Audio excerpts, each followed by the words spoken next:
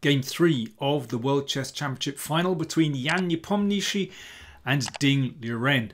Of course, going into this game, Nepo leading by 1.5 half. Ding looking very unsure of himself so far. Let's see what happened. Nepo with the white pieces. Could he capitalise on his early lead? First surprise in the game, d4 from Nepo. Of course, he's played this move before, but I always think of him as being an e4 player, principally. And in fact, Ding said after the game that he didn't expect this. It came as a total surprise. Oh my word, another total surprise for Ding. So how was the opening? In fact, Ding played very solidly with d5. So looks like it could go into maybe a Ragozin after knight f3 and bishop b4. Or possibly a queen's gambit declined like this.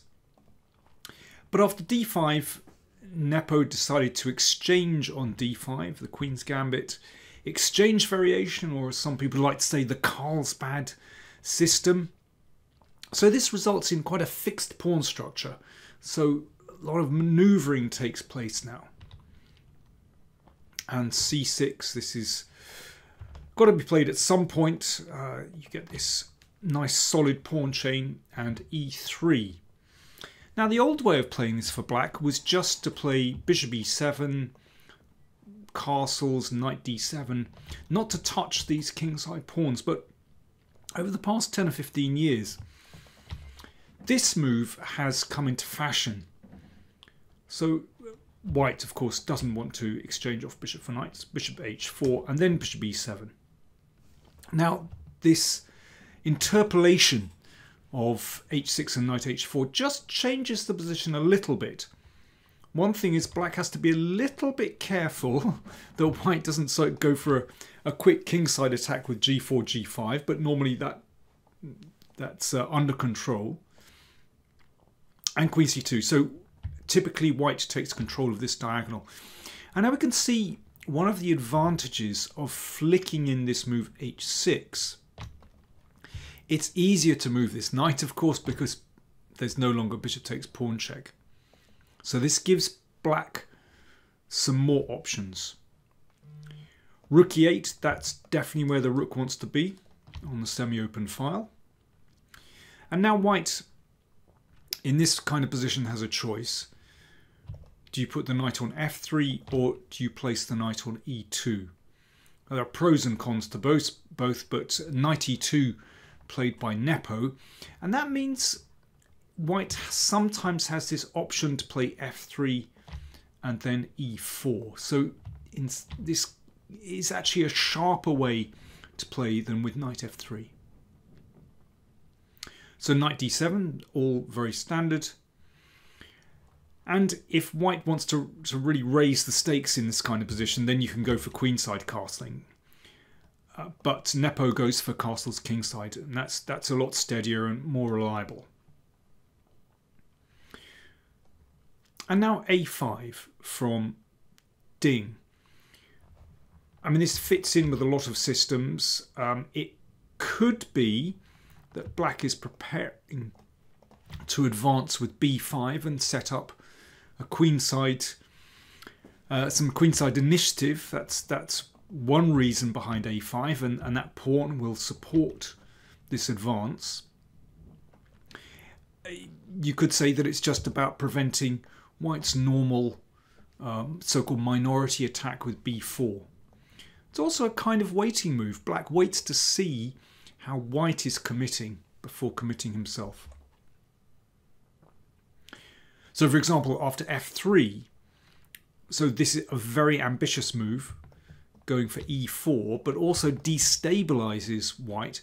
Then b5 is appropriate, because it's going to be hard for white to get in e4 successfully when this knight is booted out of the way.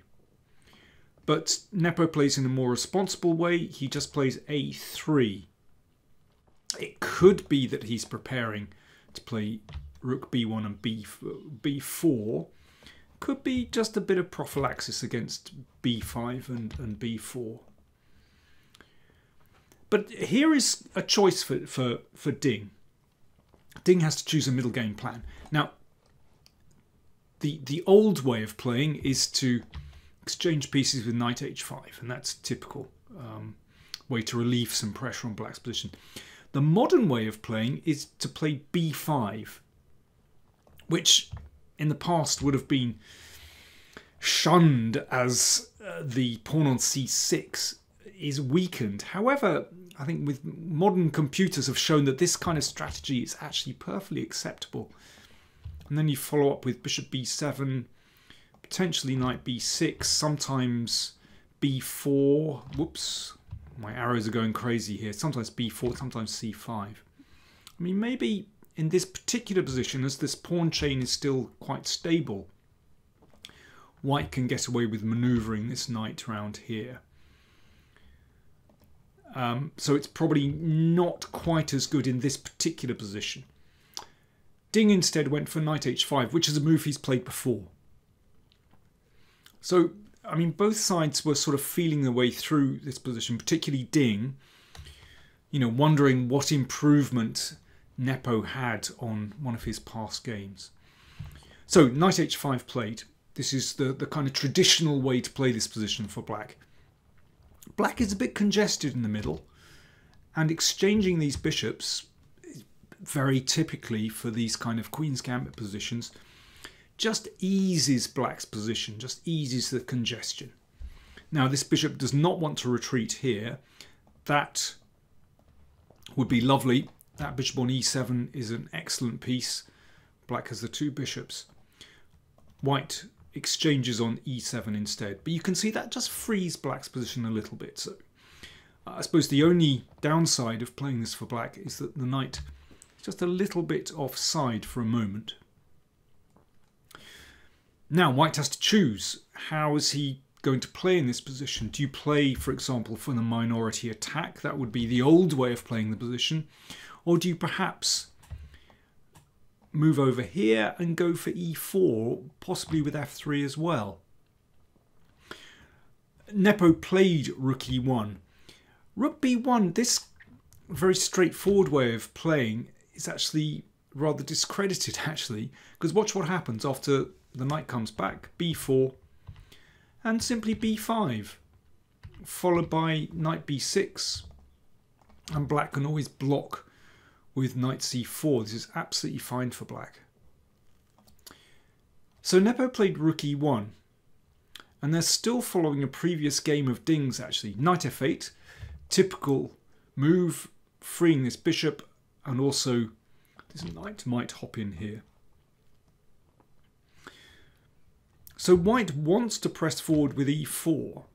Now if the move is played straight away, black can exchange and there's an isolated pawn. Absolutely fine for black. So knight c1 played. So that means the rook is protecting this pawn, and then f3 and e4 is possible. Ding brings the knight back to f6. It's doing nothing on h5, and f6 is simply a good square. f3. So Nepo is looking to play e4. So black has to react carefully here, because if white gets in e4, you know, these two centre pawns can be very powerful if white is pushing forward with e5. Ding played knight e6. You can see the knight attacks d4, so e4 still isn't possible. And they've been following a game, Geary against Ding, which was played online in 2022. So Ding, of course, was well aware of that. Nepo, I'm sure, was very well aware of that as well. So Ding was taking his time, just thinking, wow, am I going to be surprised by a big new move? In that game, Geary against Ding, Geary played queen f2, which means that this d-pawn is protected after e4 is played. But Ding reacted with c5, putting more pressure on white's centre, and actually black is absolutely fine in this position. You can see, I mean, this knight manoeuvred here, but it's sort of going around the houses, and I think with the knight on e6 controlling d4, in fact, black is absolutely fine here. This is how the game went.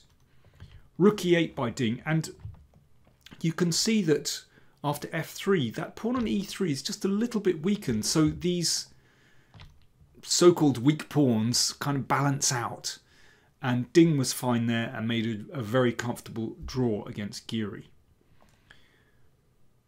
So instead of queen f2, Nepo put the knight back on e2, which does look a little bit strange, this going to and fro with the knight, which suggests to me that, well, Nepo wasn't really very happy with his position and just thought, okay, this is a solid move. And Ding decided to go c5 anyway, as in his game against Giri, or very similar to his game against Giri, a similar strategy. You don't have to play c5. I think c5 is a very safe move. You could also play b5 with this modern idea of advancing these pawns, but c5 is absolutely reliable. I mean, this is the traditional way of playing. Bishop b5. So there are great similarities with this other game I was just showing. And d takes c5. I mean, black is about to take here and isolate a pawn, so yeah, white takes. And queen d2, and perhaps hopes to blockade on d4. And here Ding played bishop d7, but it was tempting just to simplify the position straight away with d4. This could be completely level. But Ding said afterwards he wasn't comfortable about this. He saw rook takes d4 and then queen f2 with this pin. And, well, if black plays badly, you can lose a piece. So this is pinned, the queen is attacked. And then knight e2, white wins material. Of course, it's not necessary to play so poorly with black. I mean, Ding was just pointing that out, that that's a potential problem. In this position, black could go for the endgame. But perhaps Ding felt that he might be a little bit worse in this kind of position. White is just a bit more active. And king f2 and so on. I'm sure it's tenable for black, but I can understand why Ding didn't want to do that and instead played very much as in his game against Giri. Bishop d7, why not? Develop some pieces. It's hard for white to get some control over this position when e3 is weak. In this position you actually want to play your pawn back to f2. And also, these rooks are actually misplaced. They really need to be on these squares. So it's hard for white to adjust. But bishop takes d7, maybe not the most accurate. Maybe simply knight d4 with an equal position is better. Because here Ding played knight takes d7 and played it very quickly. And that might have come as a surprise to Nepo. The point is, it's not really very good for white to capture on d5. Knight takes d5 actually loses a piece to knight b6. You can see there's this pin here. e4 is against the rules of chess because that puts the king in check. So white loses a piece. And instead queen takes. This is a lovely position for black. I think we can see that. This knight coming in here. And after Nepo blockaded on d4, then knight b6. And the knight has swung around from f6 where it wasn't doing too much and is about to hit the lovely outpost on c4. And Nepo has to be a bit careful now. He played rook d1, supporting the knight. Knight c4, attacking the queen, which went back to f2. So there's been a lot of shuffling in this position. But it seems to me that Ding has just played more actively and more to the point, whereas Nepo has been going back and forth a little bit. Upshot is Black is absolutely fine here. Ding played rook c8 here.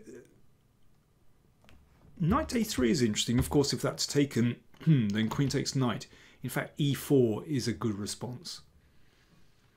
Threatening this pawn, and if pawn takes, knight takes, attacks the queen, then you can take here. So rook c8 is much steadier, just increasing the pressure on here. So this knight moved, knight a4, queen went back to e7, and rook e1, just bolstering that pawn on e3. So the rook is opposite the queen, and so the queen decides to move to f6. And now, if white isn't careful, then black is doing quite well here. For example, okay, let's make a passing move. King h1, and this didn't happen. But watch, knight takes, rook takes, queen c6, attacking that knight, which is, you know, rather errant on a4. And then once the knight goes back, it's possible to take here, undermining the knight support, and black is better. So Nepo played knight b5, just moving the knight out of trouble, and it looks like quite a nice square. And it's hard for either side to make progress here. Ding didn't want to have that knight sitting on b5, so he played knight c7, hoping for an exchange, which certainly gives black a nice position with the knight here. So Nepo moved the knight back to d4, and now the knight is misplaced on c7, so it moved back to e6, and the knight came back to b5. I think we know what's coming. It didn't take too long for the players to repeat the position 3 times, which means a draw is declared. Well, I think a short game, not too many fireworks. Neither side really upset the balance too much, but some nice nuances in there. Ding definitely looked more comfortable today than in the first 2 games. You know, he actually said that you know, he thanked his friends for supporting him over and helping him with his emotional problems. Which, again, he's so candid, and it was clear that he said, "I feel better and better." He did look more comfortable, and indeed he was spending more time at the board instead of staying in his room at the back where there's, you know, drinks and food and stuff. So that's a good sign. Was this a wasted game for Nepo? You know, a draw with the white pieces after just 30 moves? Well, I don't think so. This is typical match strategy. Nepo has learned something about Ding's repertoire. He can see that Ding is happy to play a solid d5, so that's one thing. But also, in playing d4 rather than his favourite e4, now Ding has another opening move to worry about. And as Ding said after the game, d4 came as a total surprise to him. Again, Ding is very, very candid. So that's kind of interesting. So in the context of the whole match, then actually I found this game to be quite intriguing, although it didn't actually burst into some great conflagration. So there we go. 3 games gone. Nepo still leads by a point. Next game tomorrow. Do join me.